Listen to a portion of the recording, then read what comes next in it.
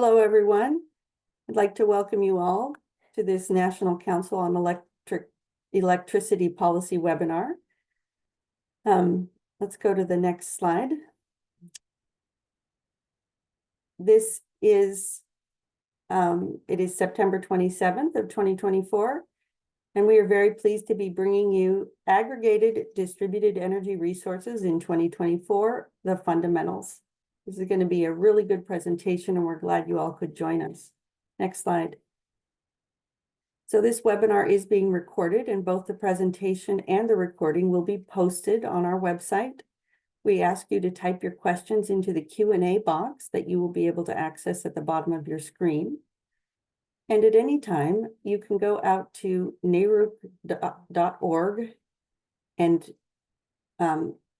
create a My NARUC account and join the NCEP listserv to get notification of these types of events. Next slide, please. Our agenda for today is starting with me. My name is Deborah Reynolds, and I am the National Council on Electricity Policy staff person. I am based at NARUC, and I'm going to give you a brief, just a little tiny bit of information about the National Council on Electricity Policy. And we're going to hear from Jeff Loiter about the DER Integration and Compensation Initiative, a couple of brief slides from Chris Hickman about DER policy tracking, and then our main presentation from Stephanie Beeler and Katarina Stefan from RMI. Next slide. We're going to skip over this. Next slide. So the National Council on Electricity Policy is a unique forum for state electricity decision makers throughout the country.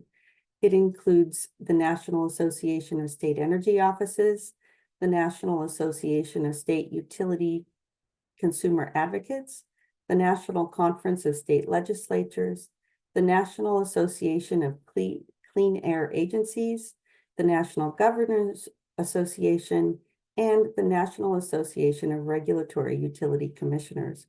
We are glad that you are all here from whichever one of those places you are joining us. You are welcome. Next slide.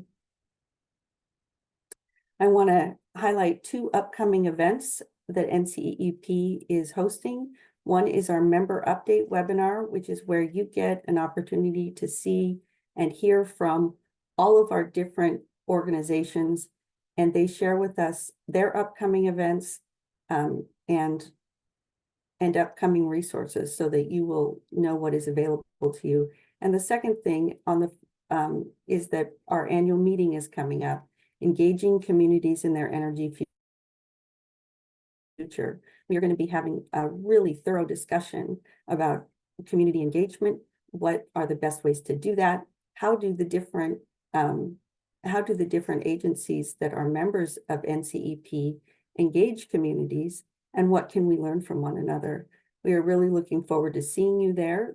The room block closes October 15th, so please don't wait. And then I believe the next slide. Yes, thank you. The registration for the member update webinar is in the chat. And now I would like to turn it over to Jeff Loiter, our technical director here at NARUC at the Center for Partnerships and Innovation. And he's going to give you a little bit more information. Take it away, Jeff. Thank you, Deborah. Thanks to all of you for joining us to learn about this valuable new resource on aggregated DERs, or ADERs, as we will abbreviate it. RMI, represented as Deborah introduced by Stephanie and Katarina, produced this report as part of our Distributed Energy Resources Integration and Compensation Initiative. Throughout the past year, in this initiative, we've held a series of webinars and virtual workshops aimed at supporting NARUC and NASEO members. And it is a jointly funded and jointly supported effort for NARUC and NASEO members to support them in their efforts and decision-making around the connection, operation, and compensation of ADERs.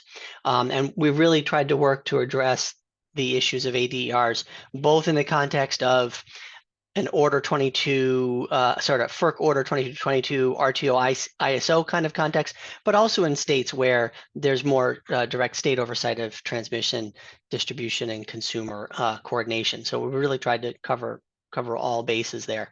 I think most of you are familiar with the factors that are at work related to DERs right now in the energy system, including anticipated growth driven by policy intervention and economics, challenges to grid reliability from environmental factors like extreme weather, like some parts of our country are facing today, and increases in electric load driven by, again, policy intervention, but also changes in consumer preferences and the change in how our economy is driven with an increasingly digital basis. So our primary objective, or one of our primary objectives in this initiative, is to help members understand the risks and opportunities that result from different decisions and different paths.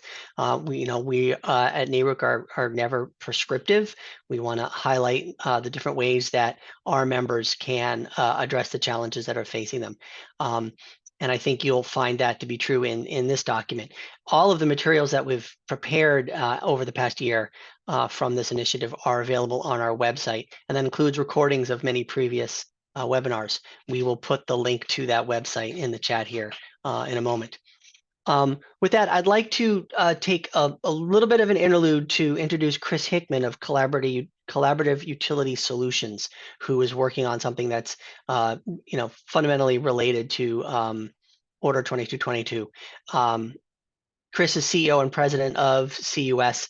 It's a nonprofit that addresses needs across the industry, really focused on strategies that on both systems and processes that'll reduce the cost of taking care of things across a range of utilities. And rather than having every utility do everything on their own, really try to share resources. So he's going to take a few minutes to tell you more about a new resource that they're developing related to Order 2222 and aggregated DERs. And from there, we'll move to RMI's presentation on the fundamentals. Chris? Thanks, Jeff. Next slide. So very excited. We've been doing a tremendous amount of work with DOE for a long time on the DER registry for nonprofit use to help enable DERs inside of CUS. Most recently, DOE has coordinated with us and hired us to create a policy tracking solution for everything going on in this DER space. There are a wonderful set of resources leading up to this. The liftoff report, VPP, the report that you're going to hear about today, and structurally some work that has been done with DOE for LBNL in Missouri to talk about how policy can be implemented in phases, crawl, walk, run kind of approach, and the standard code of conduct for aggregators to allow a simple form of governance within a state without legislative or regulatory action, as well as a standard contract between utilities and aggregators. That baseline work, there's been a tremendous amount of work done by DOE. We will be highlighting that in parallel to the liftoff report. There's a new addendum that will be coming out to the liftoff report in December of this year. Jen Downing is leading that initiative, and it will start tying this work from NARUC together with the DOE work and starting to create that consistent framework. Our effort at CUS is comprised of 4 different things: a bi-monthly report, a bi-monthly webinar, a new website to be able to share this information in a one-stop shop kind of approach, and a set of white papers that David Cathan, the chair of our advisory board at CUS, will be leading to hit some of the major points. The bi-monthly report will have current events, things that are going on, like let's say Indiana setting up a docket to decide whether or not aggregators are classified as utilities. There will be a host of those kind of current event things. We will have key issues analysis for a group of, call it 10 to 15 key issues, things like governance, data access and privacy, telemetry, metering. We will, in each one of the reports, be highlighting a specific issue and talking about the policy pros and cons that go through with that. And then we will have the tracker on the website to be able to track all of this information in one place. Webinars will be basically presenting that information. The first webinar in October will be an introduction to everything that we're putting together. The December webinar will be a full kind of tutorial of the website and how to gain access to the information. And the website will go live in October, the end of October, with all of the content. And in December, we'll be creating chat rooms for this will be a secure forum for regulators and policymakers that will require login with a certified email for people to be able to discuss the key issues. We've also been asked by a couple of groups like OMS if we would create a chat room to have a broader OMS discussion of the policy as well. Next slide. And ultimately, the success of this initiative is going to be our ability to coordinate with all of the state regulatory and policymakers. And so Suzanne Burton at CUS is leading this data collection initiative on a monthly basis. And we would love for the people that are responsible for DER policy within your organization, your state, your group to reach out to Suzanne and let her know who you are and what your role is. And Suzanne will start a tick list of being able to coordinate with you monthly to make sure that we can present all this information in one place to help everybody be able to see and understand all of the information that's happening out in the world. So thanks to DOE, to Gene and Joe and Gil and everyone that helped put this initiative together and get it rolling. And we'll be up and running here by the end of the year with the website and be starting to produce the reports. And you'll see that there is a link in the previous slide for the first report that is out as of now today, releasing it, introducing the concept, and the first webinar next month to be able to go through it in detail. Jeff, everyone, please thank you for the time today to be able to introduce this. And everyone, spectacular set of work by DOE and NARUC with these two reports, really starting to help hone in on the key issues and the structures that we all need to be thinking about going forward. Thank you very much. Thank you so much, Chris. That was really good information. We're really looking forward to the results of this work. I actually really love these crowdsourced with things that we do. Some of them are just so effective in terms of sharing that information.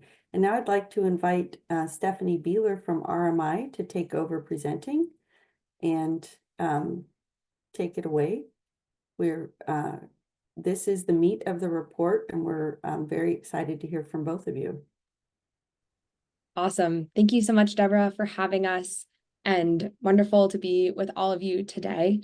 My name is Katerina Steffen, and as Deborah said, I'm here with my colleague, Stephanie Beeler.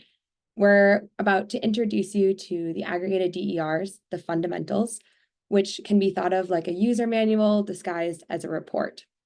I'll explain what I mean here in a moment. So next slide, please. Our agenda for this part of the hour together parallels the table of contents of the report. So we'll start with some table setting, why we wrote this report, why we structured it the way we did, and then we'll have time to dive into the content of the report, both because we think that this information is indeed fundamental to ADRs of today and tomorrow and is worth talking about. But we also hope that by sharing a more granular view of the content and in this format, that you can start to get familiar with the structure of this report and think about where and how this could be useful for you, either for your own work or for folks that you work with closely. Next slide, please. So why did we write this report? From our research and early conversations, it quickly became clear that there are already a plethora of fabulous resources that cover aggregated DERs. There are best practices in the field, emerging insights from some of the theoretical research, useful resources coming out of the national labs. But we are also hearing that it can be challenging or overwhelming to navigate all these different resources and to draw connections between the ideas and how to specifically apply these ideas in various jurisdictions. So our hope here was to create a document that was accessible and concise, or as concise as you can be about a topic like aggregated DERs. A document that's oriented towards the facts and examples rather than visions of the future, what could be. One that's packed full of additional resources and links to some of those existing reports and resources out there in the context of the report. And then importantly, one that's really easily navigable. So like a good user manual, we thought through a few use cases. Why might someone pick up this report? And we tried to structure the contents of the information that someone desired. It's easy to find the information that you're desiring to find.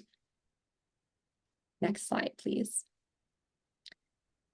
And so we came up with this structure that is divided into 4 core chapters, 4 pillars, an overview of how aggregated DERs provide grid services generally, and then 3 other pillars, one on grid services, valuation, and compensation. The report is best navigated through 2 different pathways. The first is by the question that you're holding. So we know folks have fundamental questions about aggregated DERs, in part because we did when we were first starting, and because we were hearing this from our early conversations. And while we found that most of the answers were already available, that we could add value by pulling the most important ones into one place and making them really accessible. The second way to navigate this report is by market structure. So we heard, that's a really neat example, but it's not relevant to my state's market structure. And so throughout the report, we call out different examples and specific implications for restructured and non-restructured states. We draw upon this cohort structure from the NARUC-NASEO Task Force on Comprehensive Electricity Planning and have 3 different colored cohorts that you'll see referenced throughout the report. For states within organized markets, where utilities own generation assets, that's coral. In organized markets where states do not own generation assets, those are the jade, represented by the color jade. And then we also have the turquoise cohort for states that are outside of organized markets and where utilities own generation. So as we dive into the rest of this presentation, and for your context as you look through the report at the end, I'd invite you to identify which cohort your state is in, and then also start to think about which of the chapters, those 4 pillars at the beginning, are you most familiar with already, and which one might you be least familiar with? Okay, so we've now arrived at what I think will be the most fun part of this presentation, where we actually get to preview some of the fundamental questions and the case studies that are in this report. Again, our hope is that you learned something new about the fundamentals of aggregated DERs, and that you also feel better equipped to potentially use this user guide style report in the future to support your work or your peers. As you're all super aware here, DERs are coming online at increasing rates. We're expecting to see DERs double over the next 50 years. And this increase is necessitating changes ranging from grid modernization to different market design options to ensure that both we're managing the aggregated or the DERs that are coming online and ensure that in aggregation, they're providing benefits to the grid where possible.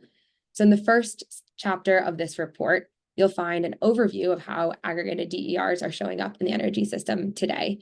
And it includes questions like, how are ADER grid services implemented? What are different dispatch approaches?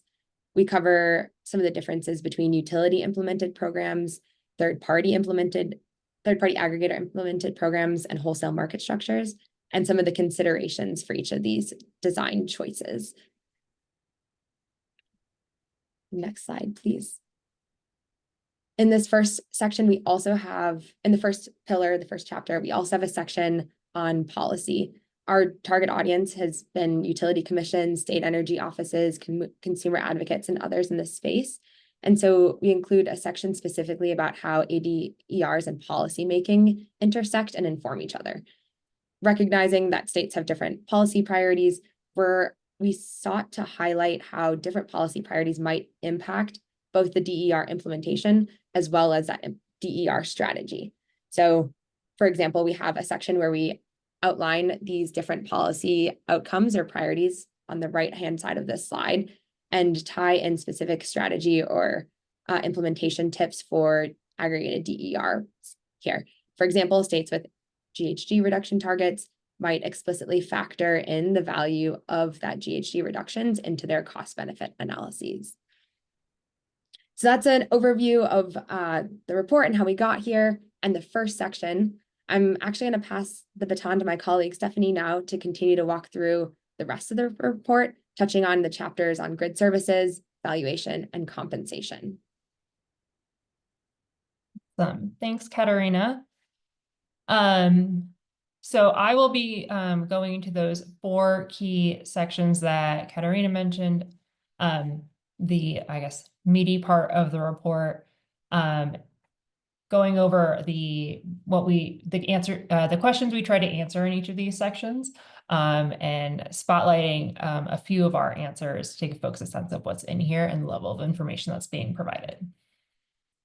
So our first key section was, how do aggregated DERs provide grid services? There are 3 questions that we really wanted to answer in this section, which is, how are aggregated DERs structured? What are their implementation options? Who's controlling them? And what are their dispatch options? We'll go into the first one in a little bit more detail in a second, but for aggregated DER control, thinking about whether or not the DERs are being controlled by the customer or through a third party or a utility. For the dispatch options, thinking through if the trigger to provide a grid service is triggered by some sort of grid need or threshold, or if it's triggered by an economic need, so something like energy prices. For the very first question, I'll go into this in a little bit more detail. Thinking through the different implementation options for aggregated DERs, there are 3 main categories that exist right now. The first is a program or set of prices that are implemented by a utility. So in this case, the utility will decide on kind of the design of the aggregated DER, what services they're providing, and how customers could be compensated for those services.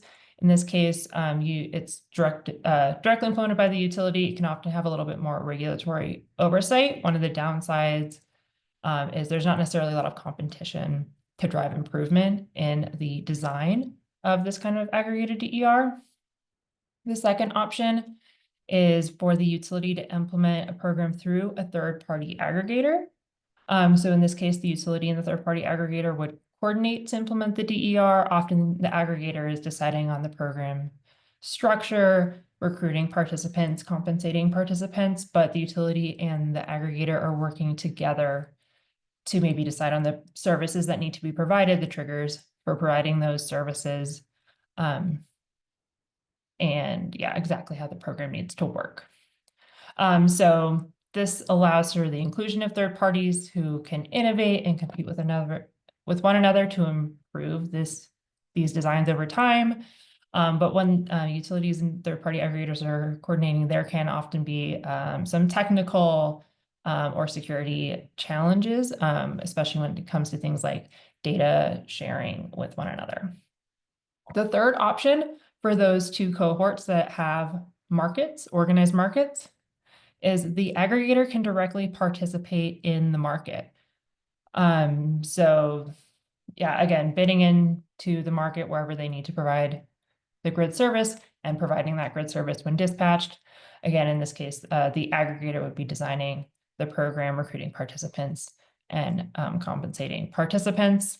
In this case, the grid services can match actual wholesale conditions. There's no middleman, but there can be a little bit more complexity and a risk depending on whether or not the program ends up being dispatched on a regular basis. And you need to make sure that the market has rules that allow for this third-party participation, which does not exist everywhere. The second key area of our report highlights aggregated DER grid services. There are 2 kinds of main service categories that we looked at. The first are energy and capacity services. The second is essential reliability services. So this can include things like ancillary services. We also looked at the different, what we call grid levels that these services can be provided at. So the first level would be at that bulk power system. The second would be at the distribution level, so maybe a little bit more local, or at the substation level. The third is at what we call the grid edge level. So this is more at the customer or at a microgrid level. We were thinking about what kinds of services ADERs are technically able to provide, as well as what services are currently provided today.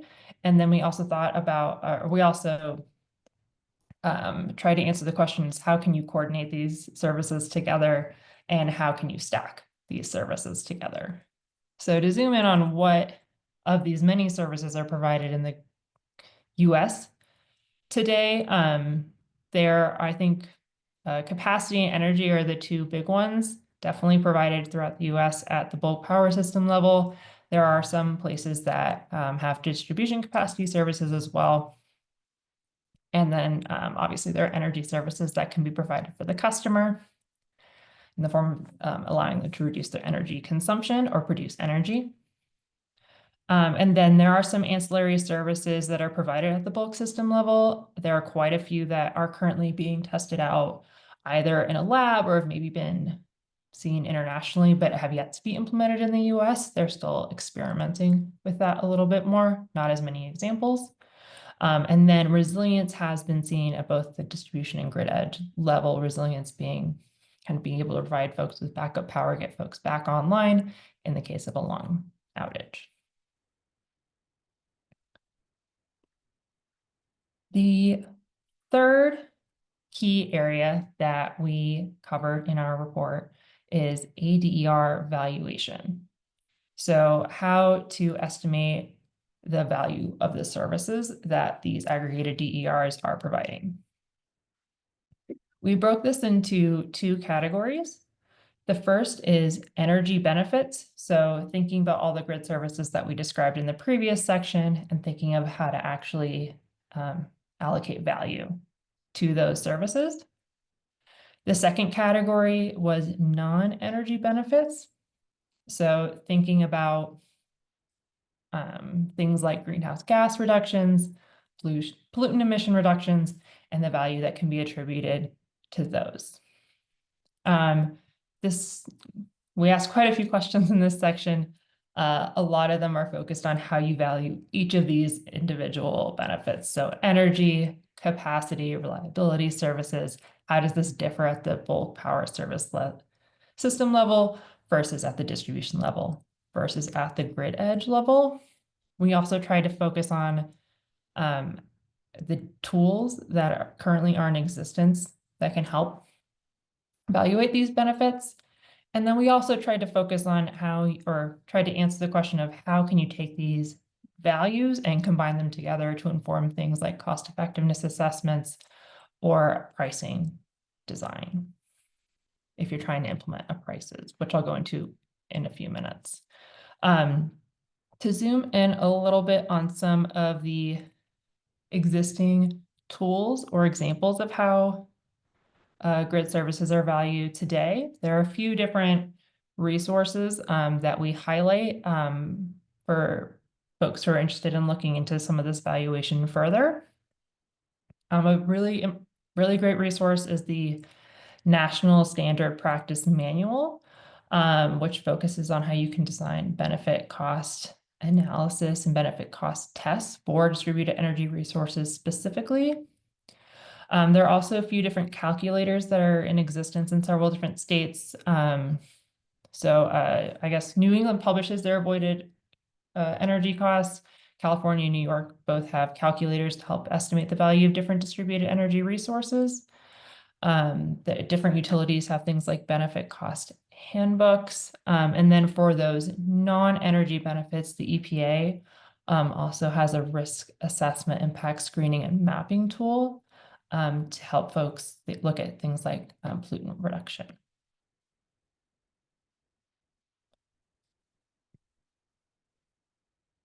The fourth key area that we looked at was how you can compensate folks for these services. So ADER compensation, essentially taking all that value that the aggregated DERs are providing to the grid and making sure that those are translated into dollar values that can be passed on to the folks who are actually providing those grid services. We think about this as being broken out into two main areas. The first is what we call programs. So customers participate in a program, and in exchange for participating in the program, which is providing grid services, they are paid an incentive. The second is prices. So there's either a market price that is determining what customers are paid at, or there is a retail rate that can determine what folks, the money folks can make from their DER. In this section, we try and go through what each of those means, as well as some of the pros, how those can be broken out into different structures, and what are the different pros and cons of each of these structures, as well as what makes the most sense potentially in your state, and then finally, how you can evaluate these kinds of programs to make sure that the grid services that you think are being provided are actually being provided. So I'm going to zoom in briefly on prices. So this is, again, one form of ADER compensation. When we say prices, we are focusing on both market prices and customer retail tariffs. So again, market prices, these are electricity prices set by the market. This is often if you have an aggregator participating in the market, you could dispatch the rate at which you're compensated is set by those market prices. For customer retail tariffs, these are often designed to help folks, to help incentivize folks to shift their energy usage to save money on their electricity bill. So for folks who are familiar with rates, there are kind of three areas where you can do this. The first is through the energy charge. So this is the dollar per kWh consumed. The most common way to do this to incentivize folks to shift their usage is through a time varying rate or a time of use rate.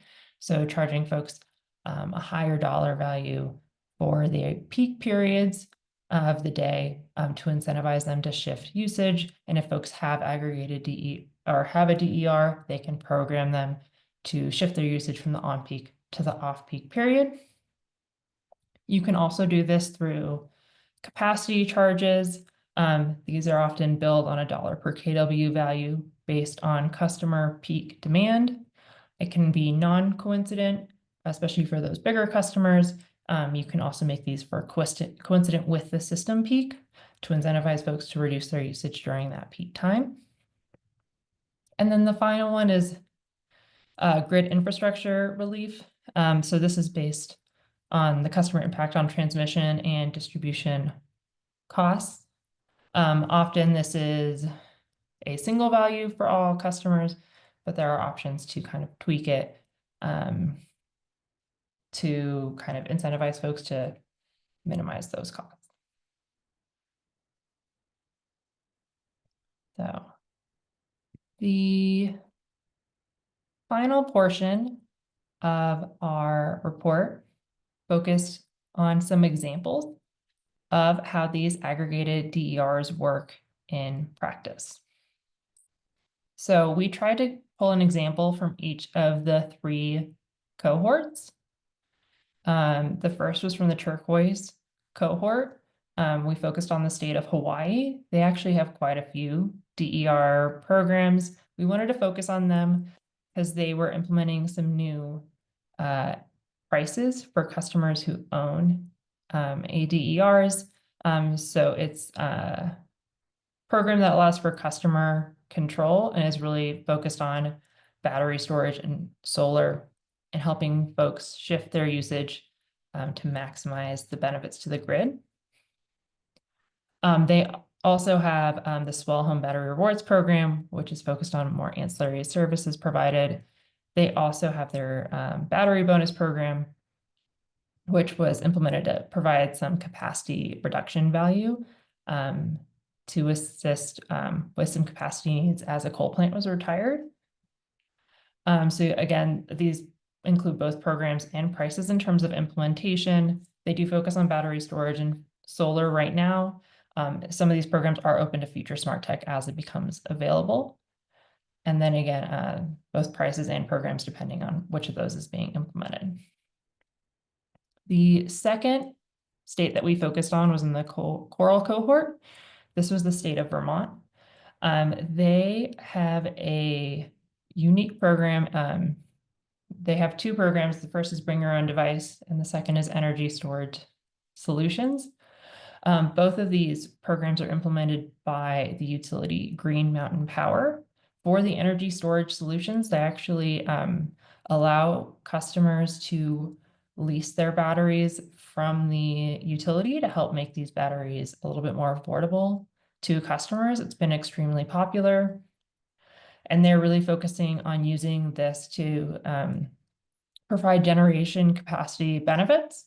But it's also been cited as a big resilience benefit to customers, especially in the case of an outage when folks might need to go offline. The third state that we focused on was in the Jade cohort. This is the state of Massachusetts. Their program is called Connected Solutions. This program is unique because it is what they call a little bit more technology agnostic. Right now it's focused on battery storage and thermostats, or it was when we did the interview, but it's open and new smart technology as it becomes available. These devices are all directly controlled through an aggregator, so the only limitation is the devices that the aggregator is able to control, and they have the option to add new technologies as they become available. This program is also focused on providing generation capacity benefits.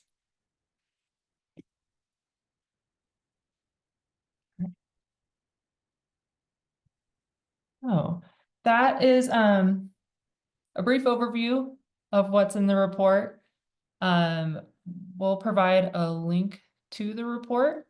Again, invite you all to look through it and look through the different questions and resources that are available.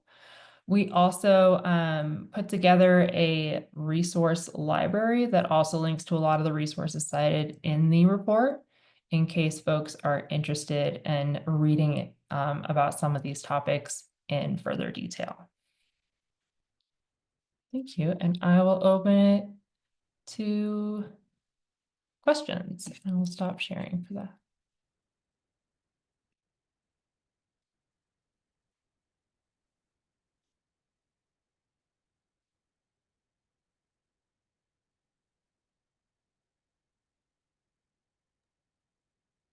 Hi, Stephanie, just verifying. Can you see the questions? Yes. Excellent. Okay, cool. Take it away. All right. So it looks like the first question is mentioned pay for performance pricing, but what about avoided cost pricing? Is grid infrastructure relief being interchangeably used for avoided costs? How does the utility determine what that avoided cost price should be? Great question. The avoided costs we usually think about in the valuation section. So when you're determining the value of an aggregated DER, you often estimate the avoided cost. So what would the cost be if this DER wasn't used? This then often will get translated into the price. There are a variety of ways to do that, but the grid infrastructure relief is one example of taking like an avoided capacity cost and moving it into that space. When we say pay for performance, that tends to be more based on how well you did. So you can have a capacity incentive or a pay for performance incentive. The dollar value is going to be determined by the avoided cost. Pay for performance versus capacity is just how you're choosing to pay the customer for the service that they provide.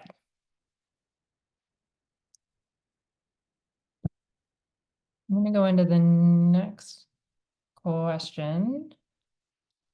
In the Vermont program, where the utility owns and leases back an ESD, does the ESD still qualify for an ESD? Is this asking, sorry, if you could. There's a Read the next one. clarification there. I see you clarified, thank you. An investment tax credit. Good question. I actually don't know off the top of my head whether or not they are able to qualify for an investment tax credit or not, unfortunately. But we can definitely look that up and get back to you. I have a little information there that might help. So the general sense is within the tax code, it is based on ownership. So you have the opportunity based on the contractual mechanism. If it is a lease from the utility would still qualify for the tax credit because they're the technical owner. But the tax code is pretty specific about these kinds of things. But based on the structure of the program and the contract, the simplest answer is whoever the owner is gets to take credit for the tax credit.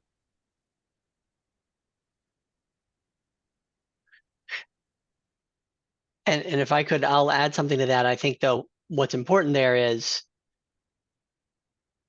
if the utility is getting a tax credit, they are able to factor that in to to the price of the lease that they are providing to the customer, right? So it enters into the sort of the ability to leverage these resources at a price that works for everybody who's involved.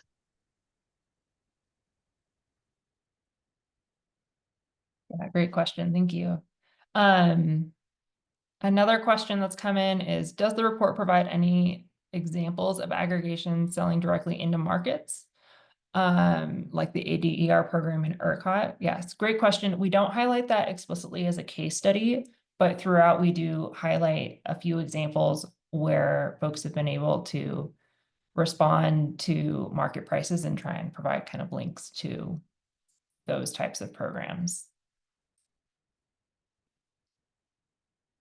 The next question is, what are you seeing around the stability and growth of ADER programs? Historically, there have been a number of pilots. Do you see these becoming a mainstay?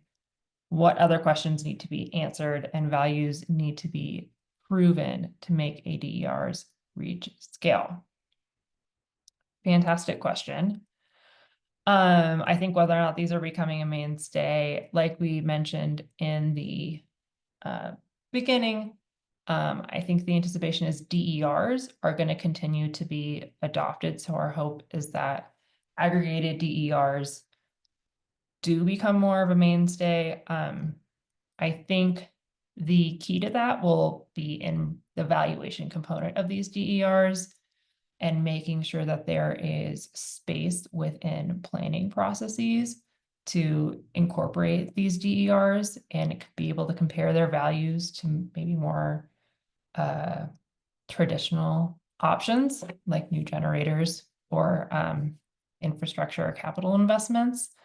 So making sure that there's space for them to be included in the planning process, valued appropriately, and included in those cost benefit assessments. I wouldn't, if I could, I think that's a good question. A couple different things that I've heard or sort of factors to consider. One, the fact that things have been piloted a bunch, but not grown to scale is in part due to challenges in the utility business model in some cases. And so there's a regulatory challenge there to remove barriers and find ways to make investment in those resources, again, kind of work for everybody. I was out at a conference a couple weeks ago, and I heard the opinion, and again, I'm just the messenger, that another challenge has to do with a willingness to accept some risk on the part of both the providers and the utilities and the regulators, and figuring out how to distribute that risk fairly among ratepayers and the aggregators and the utilities that are all involved, because some things will work and some things won't, and I think there's a concern about, again, how to fairly distribute that risk to protect parties, but also provide the right incentives and motivations. And Jeff, one quick addition. The reality in the United States of America is we're roughly 100 gigawatts short in the next 10 years. And that's if we build everything that's known existing in the queue.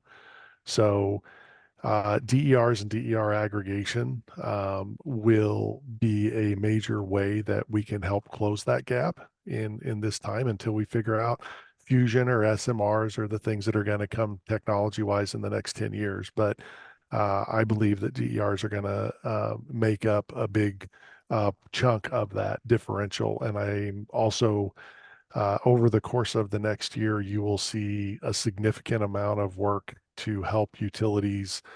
Again, working with DOE, we're working on the finances of actually taking this from one-off tools or calculators into actual IRP planning, so that it actually has a methodology that the industry understands in the sense of IRP planning and structure of that.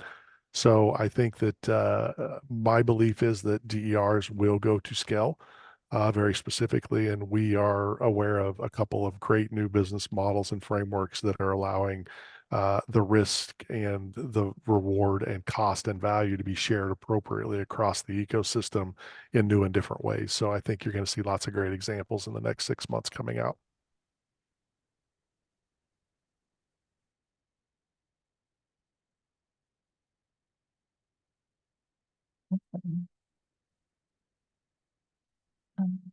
Okay, next question. How important are IRPs and RSP to implementing ADERs at scale? They are very important. So, when we talk about IRPs, everybody says, well, co-ops and retail service providers and munis don't necessarily do IRPs. And the bottom line is that we're all in this together. We can fragment the system as much as we want. We can create retail providers. We can have vertically integrated. At the end of the day, we're all in this together. We've got to figure it out together. And integrated resource planning is one of the single best tools to recognize value and cost and structure for an aggregated collaborative solution for the industry. And I think it'll be very important.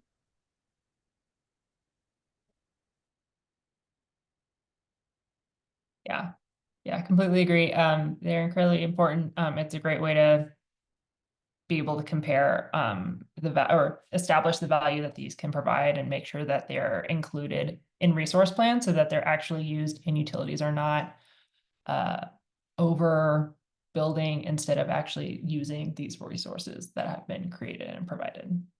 So. And I just add to, again, go back to the sort of framing of this report, the importance of distribution planning as well here, and integrating distribution plans with the resource plans. Yeah. That's an opening for me to plug upcoming in-person trainings that we're going to be doing on distribution system planning and electrification. That'll be coming up in December and also first quarter next year. So watch for information on that. We will have registration for that open, I believe, next week.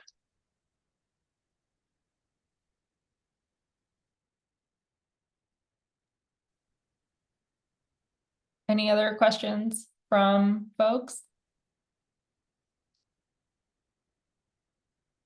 Well, I don't see any other questions. I would really like to thank our presenters today, Katarina Steffen and Stephanie Beeler. You did a marvelous job covering a great deal of material in a very short time. And thank you to Chris for being here and to Jeff for being here to help us talk through some of these answers and give us a little bit broader perspective. This has been really, really helpful. So again, this is a recorded webinar. It will be available. One easy place to get to these resources is www.NARUC.org/NCEP, which is the National Council on Electricity Policy. And so again, we are so thankful that all of you could be here today. The NCEP has been working on putting out mini guides, which are short how-to guides on a variety of topics. And so those are also all available at that website. And many of the webinars that Jeff was mentioning will also be cross-posted on that site as well. The other place you can certainly find other resources is at, again, NARUC.org/CPI, which is the Center for Partnerships and Innovation, which is the group that supports the NCEP. So again, thank you to everyone so much for being here. I think if there are no more questions, that we are done for today. I hope that you all have a lovely weekend. Thanks so much.